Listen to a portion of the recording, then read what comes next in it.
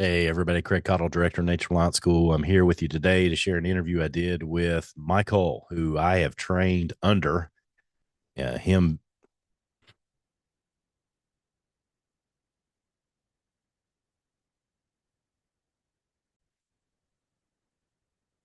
Hey, everybody. Craig Cottle, Director of Nature Reliance School. Very pleased today to share with you an interview I did with Mike Hull. Mike is the lead instructor.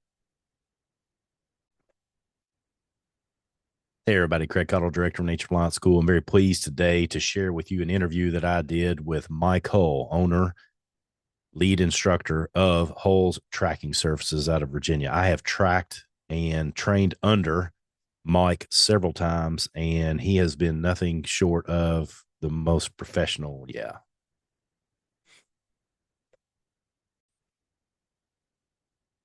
Hey, everybody. I'm very excited today to share with you this interview I did with Mike Hull, owner of Hull's Tracking Services out of Virginia. Mike has been one of the most and biggest influences in my life as a tracking.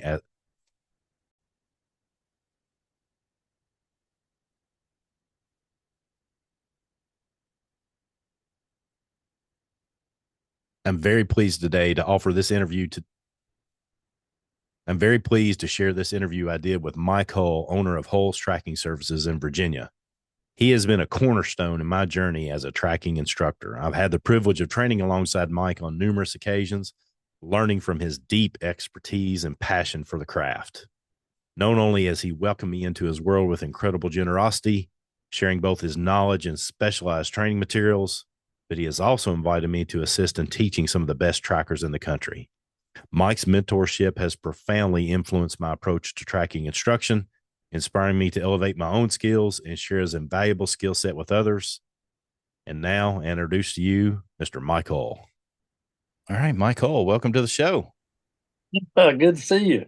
Yeah, it's good to see you. For those that can't see us on the podcast, this is my good friend, a mentor, a teacher of mine, Mike Hull. Where are you at, Mike? In your basement office there at your house? Yeah, I'm down. I'm in my office down in the basement. So Mike's been a good one. He's one of the best men I know, and I was very appreciative that he agreed to get on. So, Mike, we're going to talk about tracking today. Is that okay with you? you Oh got you yeah. got a thing or two to say? Where do we start? Yeah, I would like to start with basically how you got started. How did you?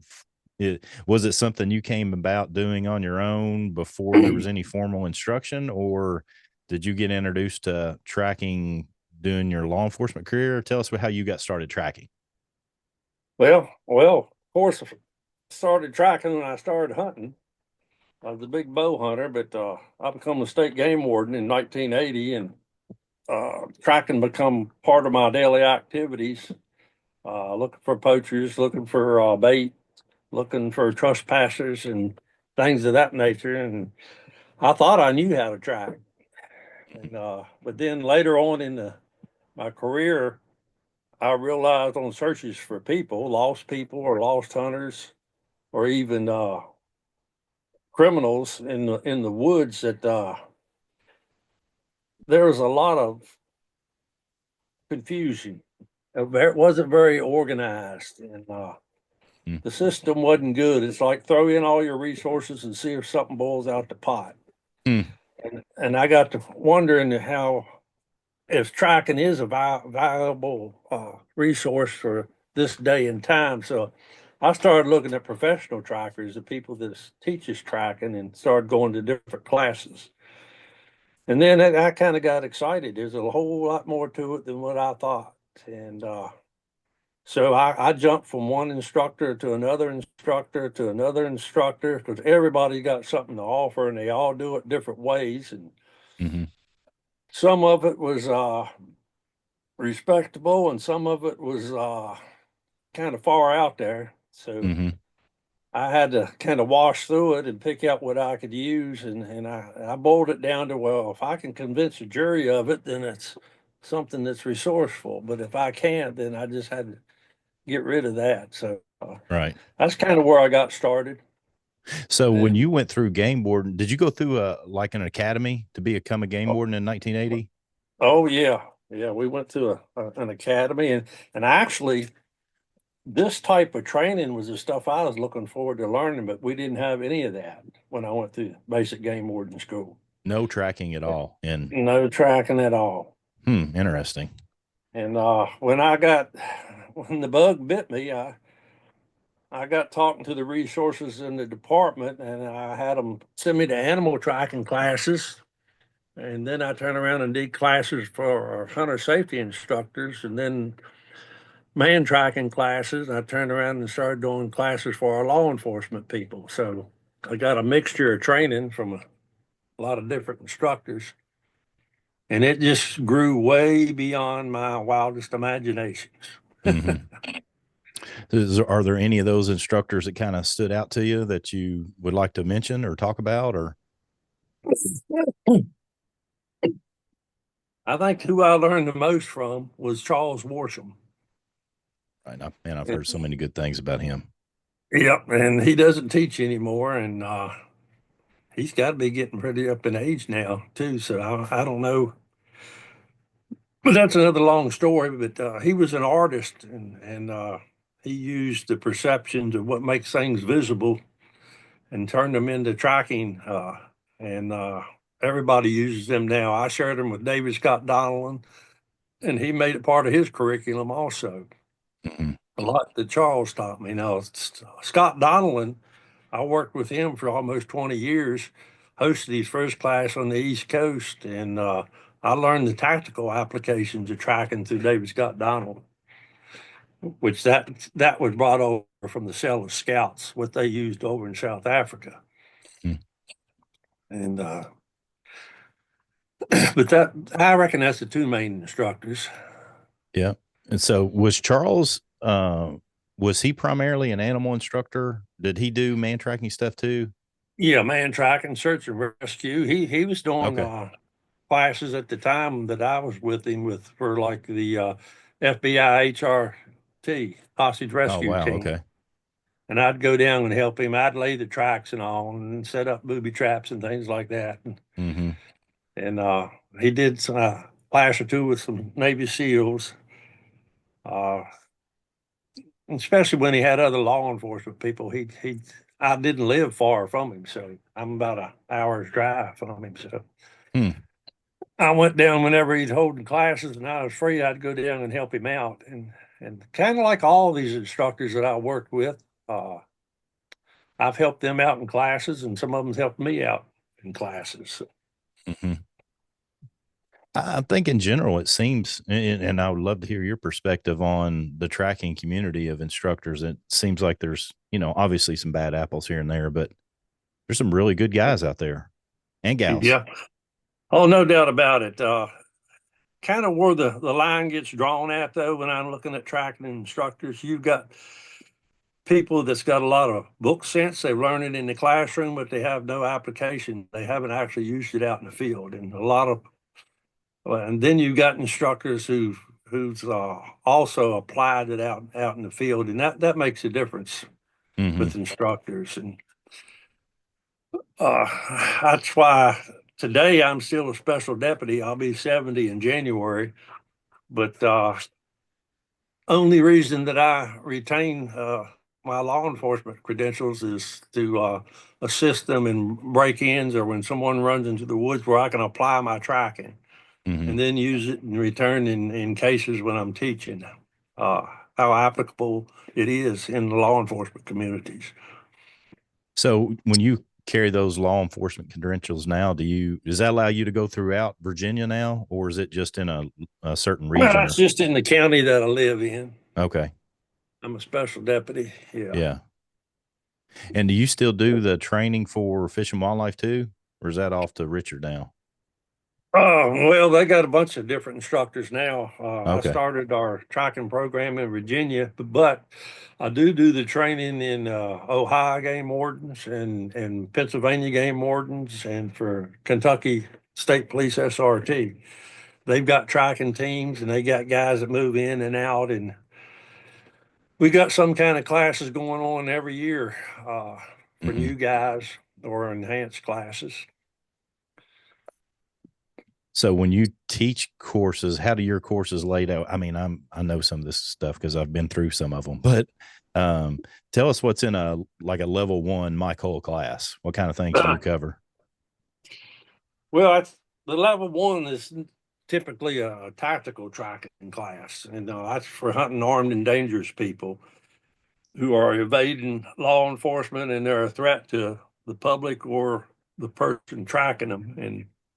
And we spend 2 days teaching individual information so that you can track as an individual, use it in various cases in your law enforcement work.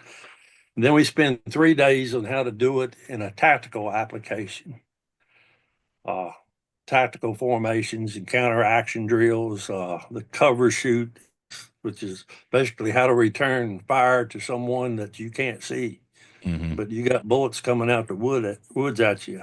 It's not a spray and pray type method. And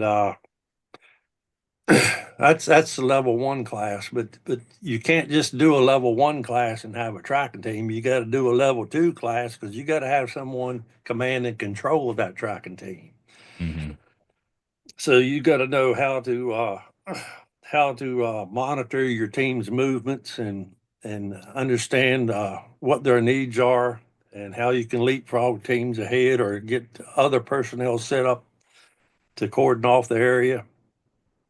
So it's a whole lot of information in that. Plus, in the level two, they do the surveillance exercises.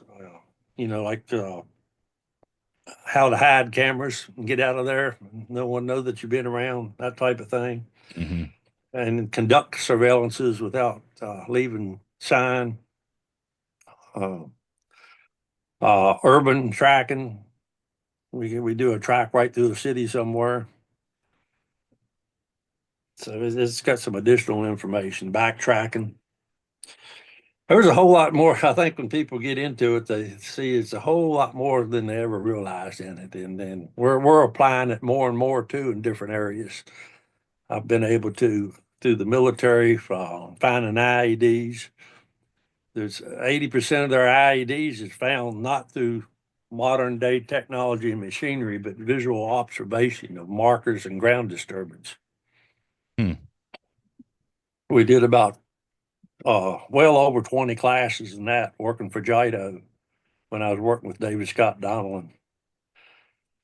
And another interesting class I just finished this year was with the FBI. Wanted to know if I could do a class on finding clandestine graves.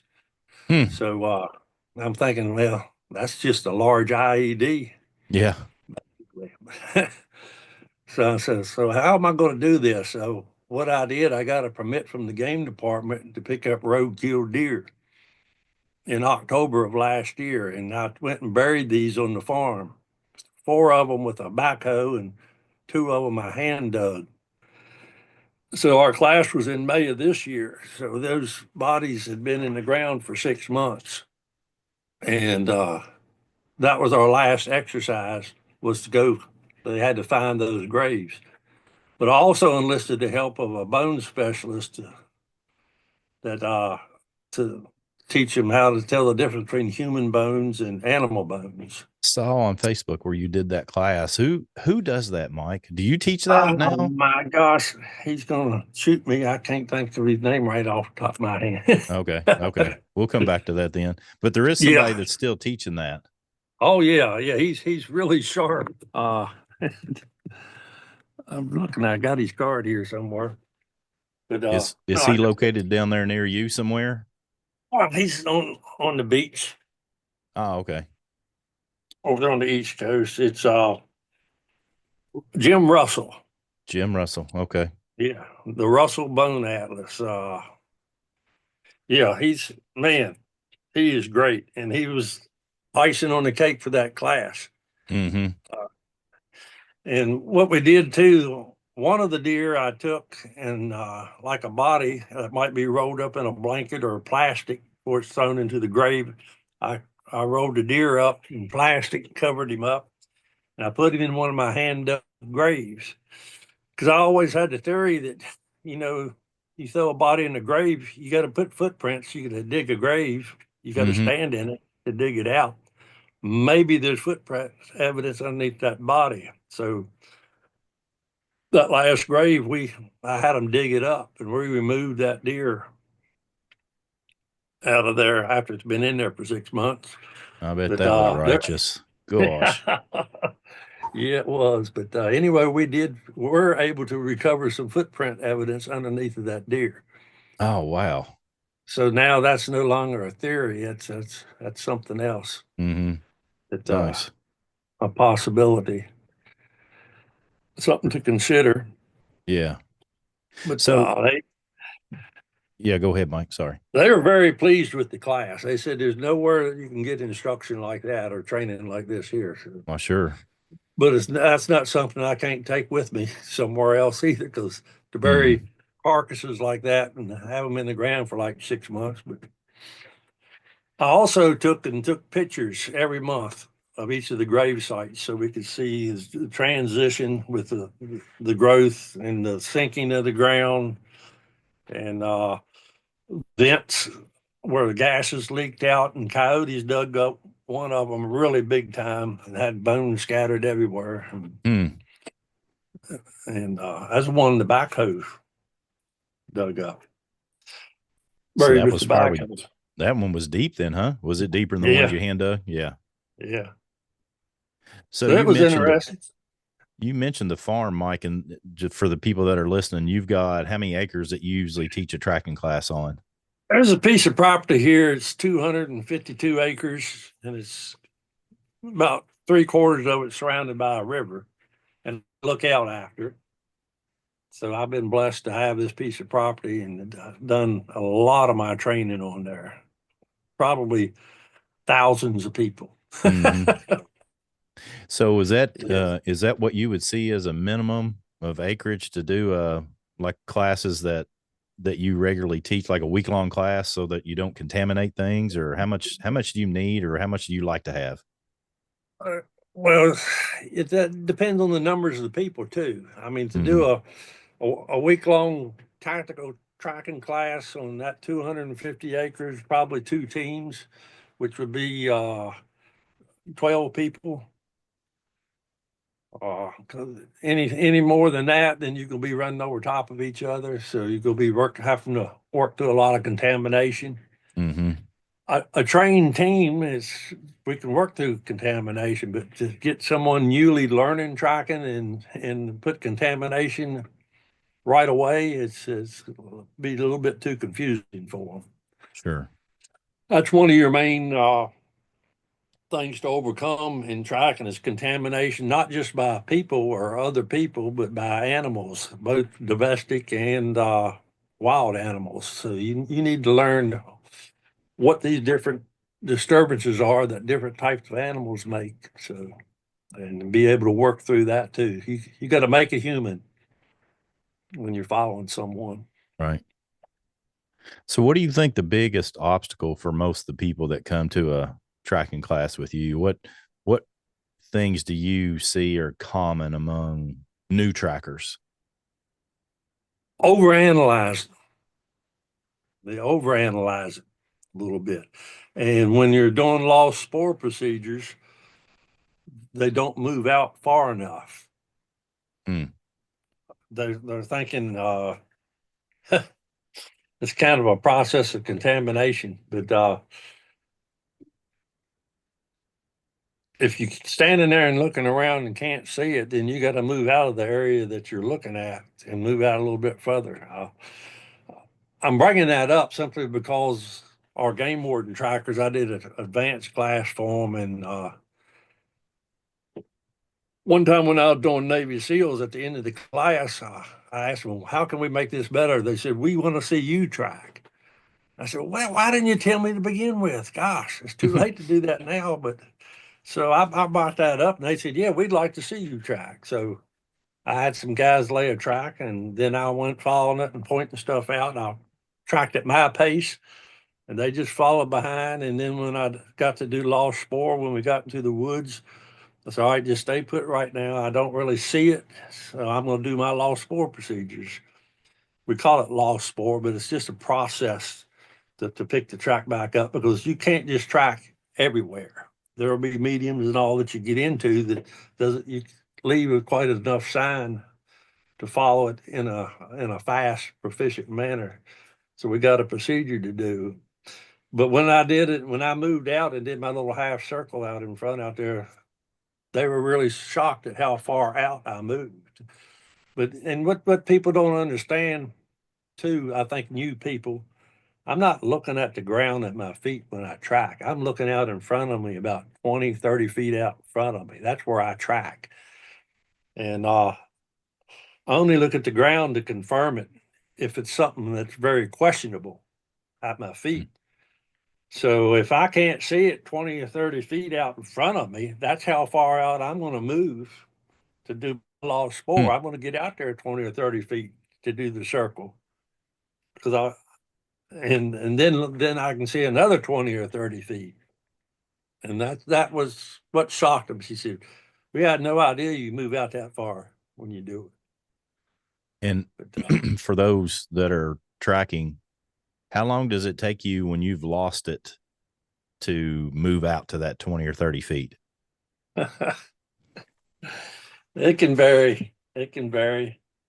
I mean, of course, that's first you do your likely lines before you even start doing a 360 circle. Mm-hmm. And so that can vary, but I don't take a whole lot of time when I'm doing lost spore, because if you try to overanalyze the ground, you start making things up. That's Yeah. one time, this might sound a little out there, where I let the ground speak to me. Speaking by meaning showing me something. I don't try to force it onto the ground.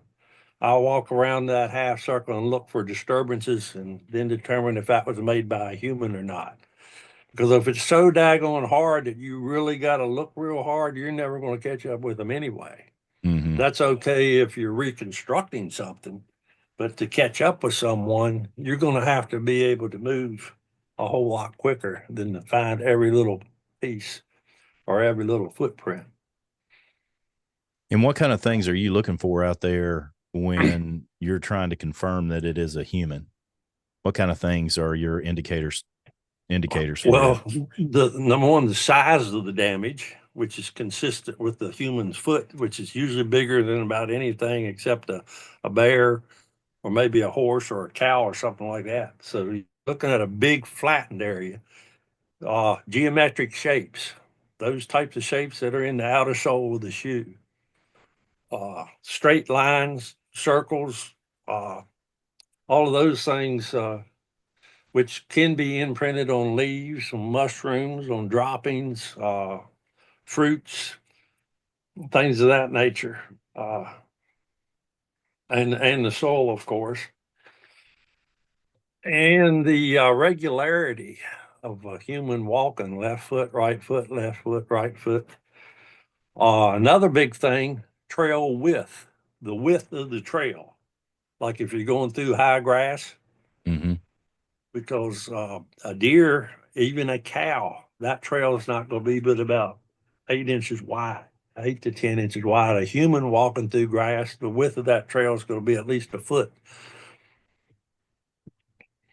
And when you're talking about trail width, you're talking about outside to outside. That's so people that are That's listening that are new to tracking. exactly. Yes, So sir. there's going to be some abrasion on the ground about that 12 inches or more for that human that's pretty recognizable compared to a deer that's a lot less. Am I saying that right? Yeah, yeah, yeah. It's funny because you take a big cow, how big and wide it is, they might be 3 foot in diameter. But Yeah. you measure a cow trail going around the side of a hill somewhere, Yeah. I've and raised it's cattle. probably about 8 inches. Right. It's real small. It's real small. They'll cut a hole in the ground on the farm that's 5-6 inches tops. Yeah. It always surprises me. But you take a human going in and out, especially going in and out. I say this because back when I was a special agent, we worked a lot of bear baits, and that's how we found the bear baits along the road. Just look at the trail going into the woods. how Because it's wide going to be is wider than the bear, right? it? Yeah, Yeah. yeah. And plus, the bear is going to go across the road, but the human trail goes in and back out. It doesn't go across the road. The bear don't walk out to the road and look, turn around, and go back. He's Okay. going to Yeah. cross the road, so there'll be a trail on both sides of the road. Right. So you mentioned over analysis as being a big thing to overcome. What kind of things do you do to help people overcome that? Keep it simple. Keep it simple. Keep your eyes moving at all times. You got your physical eye, and then you got your mind's eye. You look and see stuff with your physical eye, then you analyze it with your mind's eye, which your mind's eye is what you know or learned in the past. Your physical eye is new material. Hmm. So if your eyes aren't moving, then you're not picking up new sign. And if you start staring at the ground, then your mind's eye starts telling you what you want to see, and you start trying to force it into the ground. Oh, wow. That's nice. And I've so never thought of it that way. I like that a lot. if you find yourself staring at the ground, then you need to take a break. Just back off.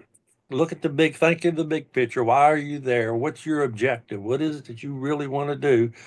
How do you think you can best accomplish that? Just clear your mind and looking at the ground, and then look back at it again and say, do I have a disturbance down here, or am I just trying to force something on the ground? Hmm. So if you got a tracking team gets pushed out on a guy that squirted on something, how long is that tracker that's part of that team? How long do you think that tracker can make it go before they have to switch somebody in? Oh, okay. Time wise, Yeah. it, it it's going to vary with people, because you take us that teach all the time. We're tracking the whole day long, and we're switching guys out and switching guys out, but we're still falling behind them. We got to see what they're looking at and see what they're missing. So we have developed more endurance, so to speak. But we also know when we're getting burned out. But it depends on how hard the tracking is and how easy it is. It's going to be like various levels Yeah. of staring at it. But you can get burned out in 15 minutes and a half hour on a really, really hard track. And I think what people, one guy said, name one word is explain tracking. And I said, honesty. And he looked Hmm. at me real funny. I said, do you see it or you not? Don't try to fool yourself. It doesn't hurt at all to say, I don't see it. Admit it to yourself. And just like throwing up the lost spore sign so everybody stop, quit moving around, don't be embarrassed to do that. There's nobody that sees all the sign all the time. And and that's part of the tracking. Okay, it's tough. Just stop before you create more disturbance until we find it again and take off. So you got to be honest with yourself, and you got to be self-conscious that you're following factual sign and not uh, what your perspective is, or I'm trying to think of the right word, this terminology. You come up with an idea and you're trying to make it work. Uh, you can't be chasing after You got to have your something that confirms that you're not off on a track line that's not right confirmed sign. speculation. Speculation. You speculate Yeah. he might have done this or he might have done that. Then you try to make that speculation work out. That's okay to use it a little bit, but if you can't find facts to back that up pretty consistently, then you need to back off of it and start Hmm. letting the tracks tell you what's going on. Leave that speculation behind. So you got to be honest with yourself and be self-conscious. Am I operating off of speculation, or do I have facts to back it up? One thing, several years ago, I asked you in a class, and every time I share tracking skills with people, I talk about you often because you've taught me so much. But uh, I asked you in class, what's the difference between a good tracker and a beginning tracker? And you said basically that. You said a good tracker knows that he's lost the sign and he's okay with it.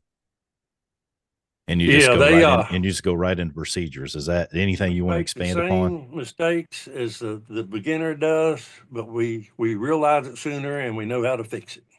Yeah. Yeah.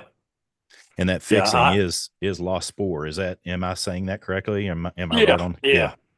Yeah. We know how to get back on. And I used to be embarrassed teaching classes and I lose the track or I put them on the wrong track. They don't, I laugh at myself now because Mm-hmm. that's just part of tracking. You're going to do that. A So lot. I don't let, yeah, more so than I like to admit, but hey, that's what, if it was a easy skill, we wouldn't be out there teaching. Yeah. Everybody would be doing it, and not everybody is Yeah. doing it.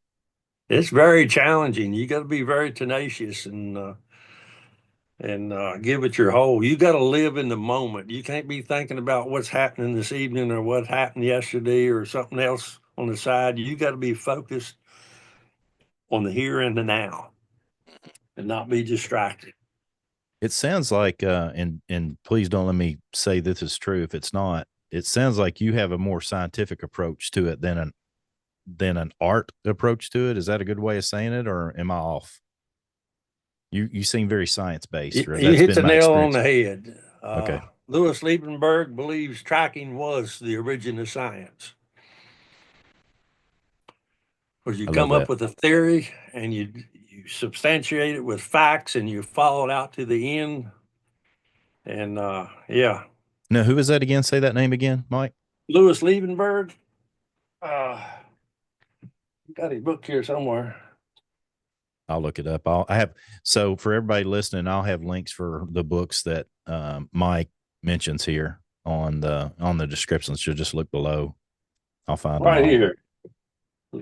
The Art of Tracking, Louis Liebenberg, Okay, nice. the origin of science. Got it. I got another one here from the Aborigines, Voices of the First Day. They believe that tracking was the beginning of the written language I don't think I've because seen that one, Mike. it's a, yeah, this is hard to find. Okay, I'm writing that one down because I don't have that one. I have the other one. Beginning of English because it's when man first started reading marks. It was marks on the ground, such as footprints and all. And when they came back to show the other one what they had seen, they would draw these marks on the ground. So they believe that Hmm. tracking is the beginning of the written language. Interesting. I've heard you say things like that, but I didn't realize there's some, looks like some whole books written on that subject, basically. Here's another good one. Thank Seen you. with the mind's eye. Yeah, I got that one after you told me about that one. The history of techniques and uses of visualization. How your mind processes visual stimuli. Hey, Mike, your phone is, I can't see those whole books. Is there something going on or in front of your book or phone or something? I can only see the top of it. There you go. That's weird. I don't know. I'll have a link for everybody. I don't know. I can't see my picture up there. Maybe. Oh, yeah, that's perfect right there. Perfect. All right. There you go. Thank you for that. Okay, perfect. I'll have a link. And you think that one's available out there, Mike? Because I'll have a link for that if it is. No, yeah, I think you might be able to go on eBay and find it. Okay. And you've written a book too, Mike. Is it still available, or is it just download again No, on your? you can go online and get it. Yeah. Mine is man tracking in law enforcement. I got that right here. Yep, I have that one signed by you. Hopefully, I'll get another one done in the next year. I'm planning on expanding on this extremely, but you can download it. I think it's $4 or $5. Oh, okay. Any other books come to mind, even if you don't have them right in front of you? Any books come to mind that you think are good for people Well, to pick yeah, up? Rob Speedens, great book, Foundations for Awareness, Mm-hmm. Sign Cutting and Tracking. I highly recommend that. So tell me about your relationship with Rob, because I've trained with him too. Tell people that are listening about Rob. I met Rob speeding on a search, and I'm law enforcement. He's search and rescue, and they put us together, and I think we were kind of checking each other out, and I realized, man, he knows what he's doing. So I invited him down to one of my law enforcement classes, and we just started a bonding, working relationship, and we worked together on a lot of different stuff. We've helped each other in our classes. Uh, well, as he was writing his book, I was writing mine, and he finished first, and I kind of proofed his book for him, helped read it over, and I'm like, shoot, mine's gonna be redundant, man. This is a good book. He's covered everything here, so I decided I'm just gonna go towards mine with the law enforcement perspective, how to Uh-huh. use it in law enforcement, because that's what I'm. He's search and rescue. I'm law enforcement, Hmm. and I knew more about how to use tracking in law enforcement. He knows how to use it in search and rescue. And when I teach classes, like if I get canine handlers that want to learn tracking, then I'll get my buddy Richard Howard because he's a canine instructor and a tracking instructor.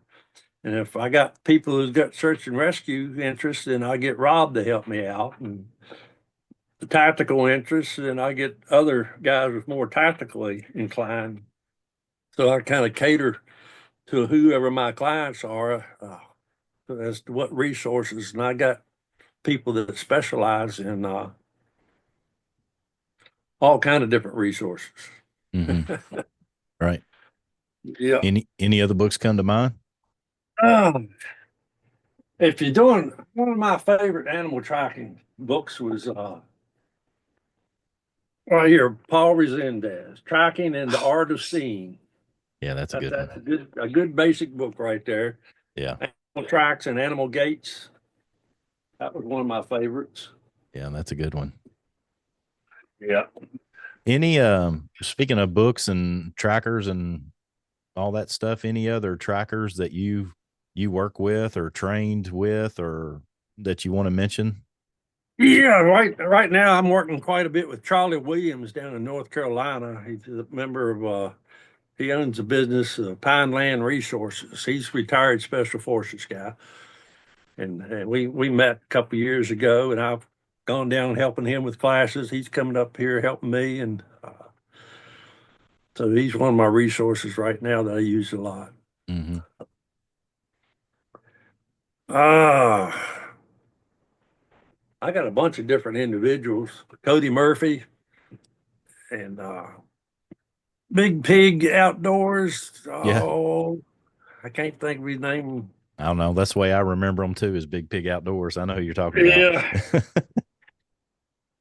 Uh, So most of the stuff you do though, Mike, is focused on law enforcement, but you blend with these other folks when you're doing something catered yeah, to law search and rescue enforcement or military or something like and that. military. What's different about me and my classes? I don't say I'm going to teach a class this week, and whoever wants to come advertise. I basically work for businesses. Someone word of mouth, they call me up, hey, we want a class, and we set it up for this department or that department or this branch of the military or whatever. And once in a while, I'll be able to add other additional people to it, Hmm. but mostly law enforcement, military. And most of that you do there at your place, or do you travel and go to their Uh, locations too? I've done classes in 21 states, Guam, and Canada. Oh wow. So I travel around quite a bit, or used to. Is there a type of ground or litter on the ground that's harder or easier? What's Oh your go to? yeah, oh yeah. Tell me about that. What's hard? What's not Well, hard? I'll tell you what, we're living in some of the hardest. Yeah. These Appalachian mountains and hardwood forest. I I got dropped off in the desert in Texas, and I was wondering why am I here? Down at Fort Bliss, Texas, I could see tracks as far as my eyes would let me see, and they said we're going to do micro tracking today. I'm like, holy crap! So uh do you feel if you learn how to track there that you can track if you come to Appalachia? Oh, I, I went to South Africa in '98, and I talked with some biologists that work with the Kalahari Bushmen.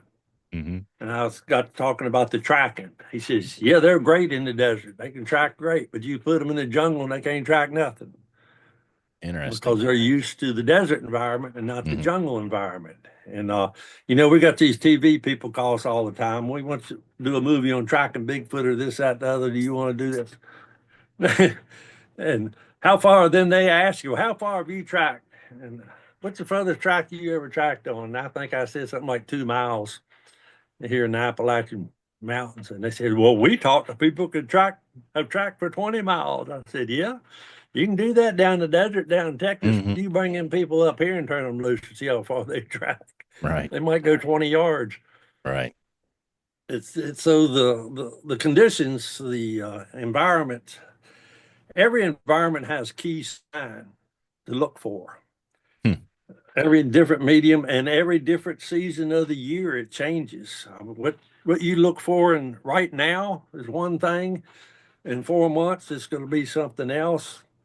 Whether it's freezing or thawing, it's going to change. So that's the whole key in being experienced, and that's where I've been blessed by going all over the country here, tracking even in the jungles of Guam.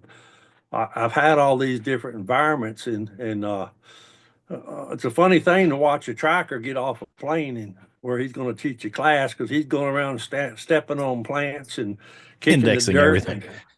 and testing, yeah, indexing.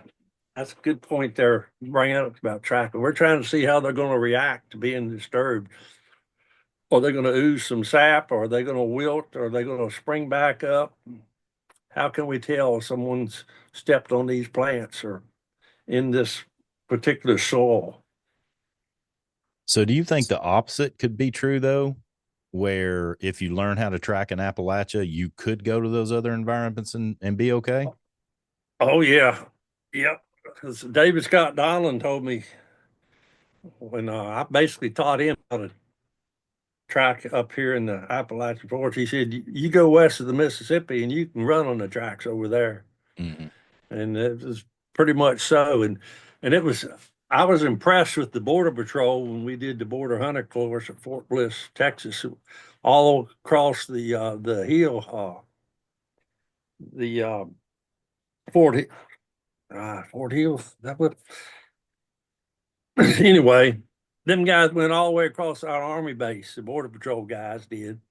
We laid tracks and they were at a trot. When I seen it, I thought we're going to be waiting here all day for these guys. Like 3 hours later, they come trotting that track line. I'm like, Oh, wow. holy cow. Yeah.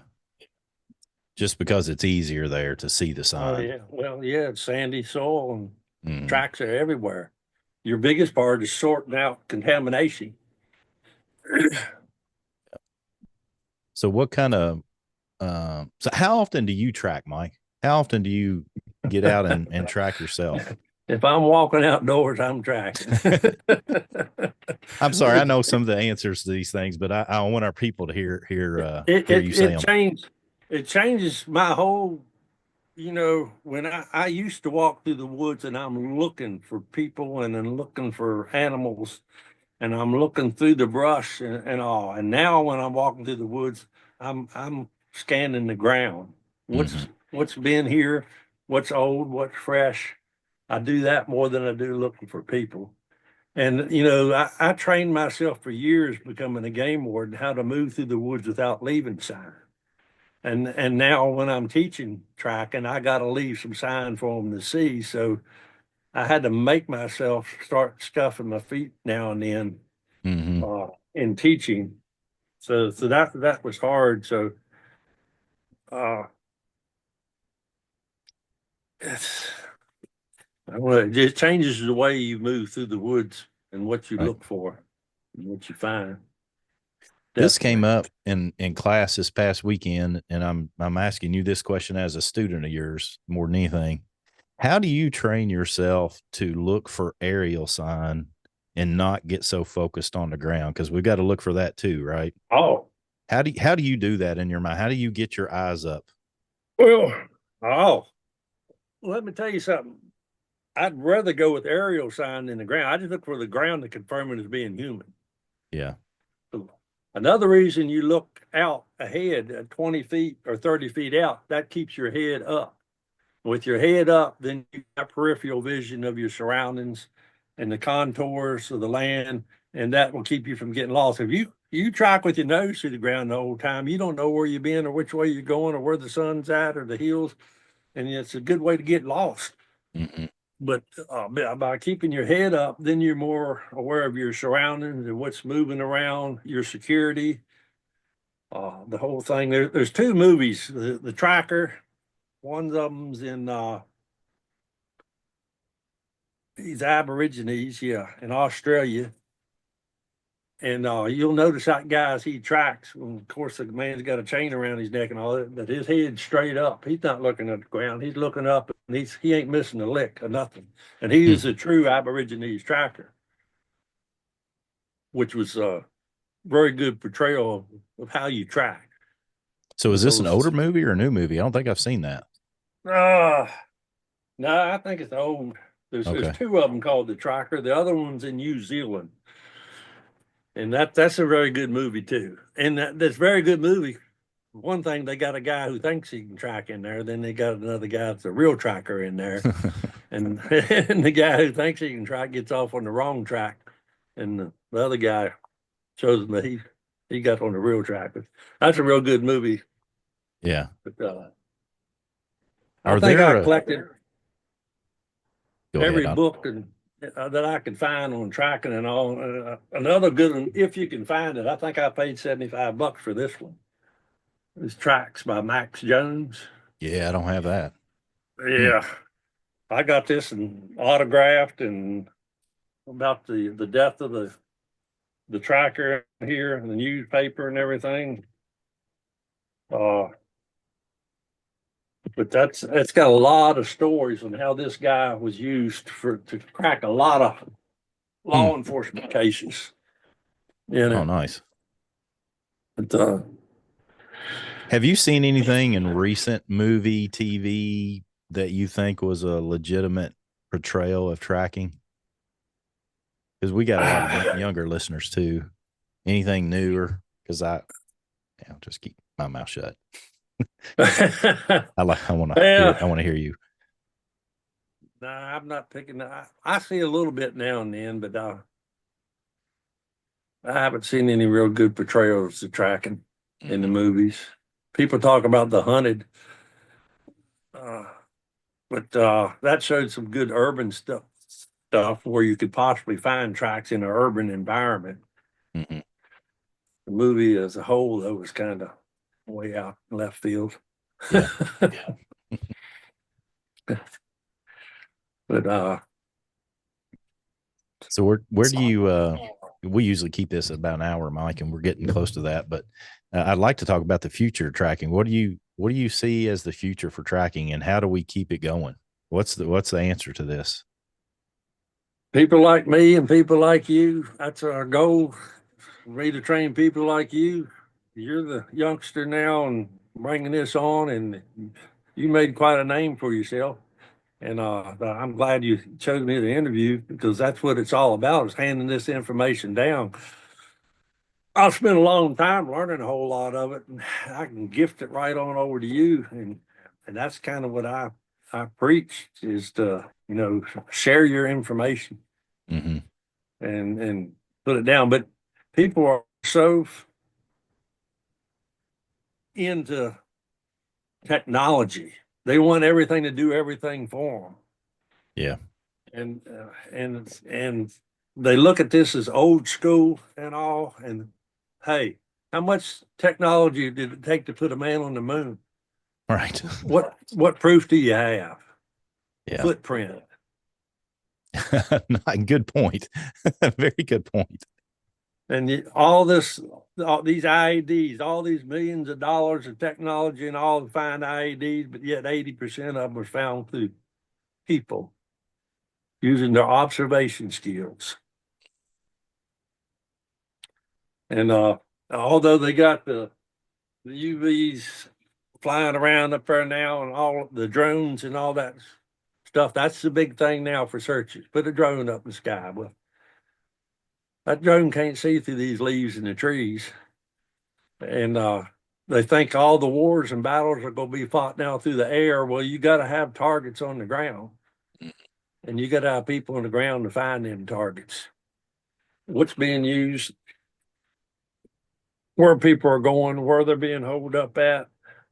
And I think the way this country's heading right now, there's going to be a lot of people into the woods anymore. So being able to see how much traffic is going where is going to boil down to tracking a whole lot. But you got me stuttering here now because I've been beating my head against the wall all since I've been doing this. You talk to people that's in supervisory positions. We got dogs. Well, dogs are great for certain circumstances, but trackers can gather a lot more intel and do a whole lot more. And we've proven that you take dog handlers that know tracking, they're a lot more successful. They set their dogs up for success. And old Richard Howell is proven that left and right. He's having dogs do things that they said could never be done before, but it's all in the way you train them. So I met Richard and trained with him and worked with him down there on some classes with you. Can you tell everybody who he is? Because you've mentioned him a couple of times. Tell everybody what he does. Well, he was in the Marines. He was on the fast team starting out. Then he became a state game warden, and he became one of my tracking instructors as within the game department. And then when they started the K9 program, he took a K9, and him and one of the other tracking instructors both took a K9 and got trained in it. And they were making quadruple the cases the rest of them were making, simply because they were using their tracking in combination. Now they're the hunter. The dog is just the tool. Right. Instead of the dog doing everything, they can verify whether the dog's on the track, off the track. And I could sit here and tell you a whole hour's worth of stories of my experiences with that. But that one class I did with you, it seemed to me like, as I did one class with you down there where we were with the dogs and good visual man trackers, that's almost an unstoppable combination. Yeah. I mean, it's going to be tough to get away from a good visual man tracker that's handling a dog. You know, I do evasion classes for the Special Forces, SEER. Mm-hmm. I train their instructors who train the rest of Special Forces. And they said, that man is scary. I don't want him after me. That's what they say about Richard. Nice. Yeah, we just finished the class about a month ago up here. Yeah. Had 14 of them. But nice.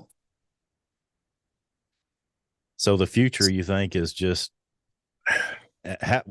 big question. And I mean, this might be a real hard question to answer, Mike, but what's the secret to doing what you've done, which is to work with others better?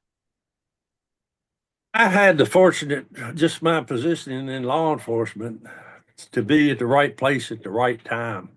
And when I really got into it, I responded to stuff that just to see how tracking could be used. And I used it in situations that where cases would not have been made had we not used tracking. And I even did a track that was 3 days old after a heavy rain.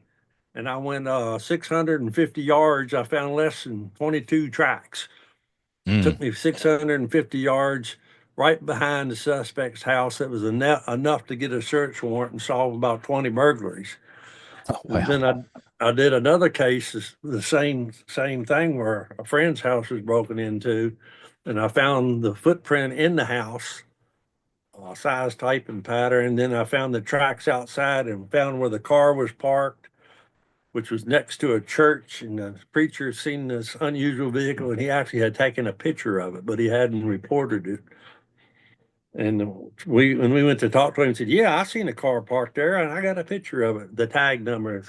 When they found that car later that day, that guy was wearing the same shoes we had pictures of from in the house, and that solved another bunch of cases. So, nice. And when I write my new book, I'm gonna write all these stories out in there. because I want them to see how valuable it is, how it can be used, and where it turns cases around.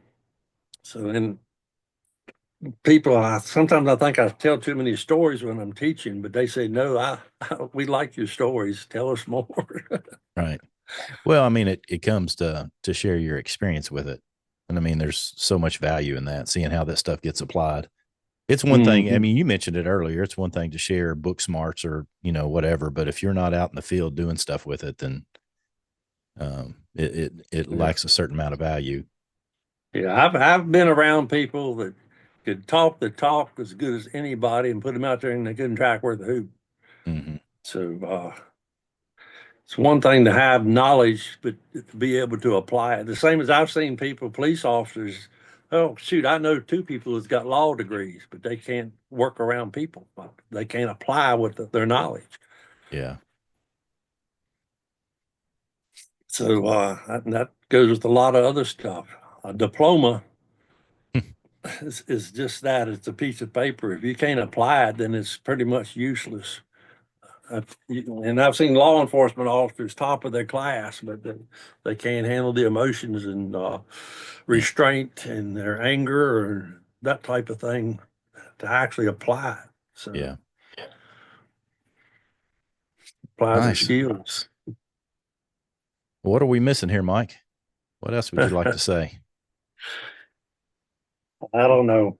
It kind of changed my life and taught me how to set priorities and a lot about honesty, responsible for your actions, and hard work, persistence pays off. Yeah. So you feel like that tracking is a character building exercise as well, it sounds like too? Yes, it is. Yes, it is. Yeah. It really is. It will humble you in a heartbeat. Right. Very good point. Once you think you're so good, you'll fall flat on your face. Right. So you don't want to get oh man. Yep. Well, Mike, well, like I said, we keep it about an hour and right at that. I want to thank you for being on here with me. And I also, for everybody and for you specifically, I want to thank you for everything you taught me. You have literally done to me what you just said. You have changed my life for the better in so many ways, and I can't thank you enough for it. Your ears got to be burning off whenever I do tracking stuff, because I talk about you all the time. I love sharing the stuff that you shared with me, and I appreciate you for it. Well, I thank you. I appreciate it too. And that's, it's seeing people like you take it and run with it is what keeps me going. Nice. If I didn't think anybody was interested in it and carrying it on, I just sit back, what's the use?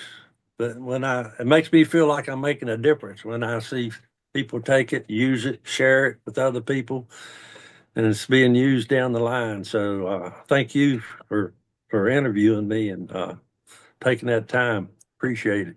Yeah, absolutely. Oh, another thing, tracking has put me up to introduce me to some great people around the country. Yeah, like who? Top of the line people, huh? Like well, who? You're one of them. I don't know about that.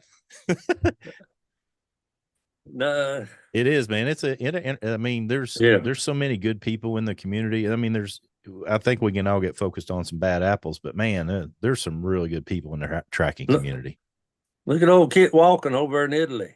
Mm-hmm. Met her on the internet. She come and took classes, and she's storming all over Italy now teaching tracking. Right.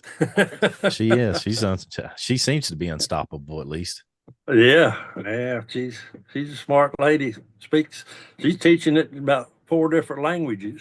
Oh wow, that's impressive. She's all over Europe, but I just met her online. She came here and took some classes, and I've been coaching her ever since. And I think we were down there. I think I was down there for her first class with you in person. Yeah, you were. Yeah. Well, this has been good, Mike. Thank you for your time, sir. I really appreciate it, man. Well, thank you, Greg. For everybody listening in, I'll have links to Mike's website and all the books that he's mentioned here. If I can find them, I'll have links for them, and that way you can look them up too. So As with all things Nature Reliance School, come on, join in. Let's learn together.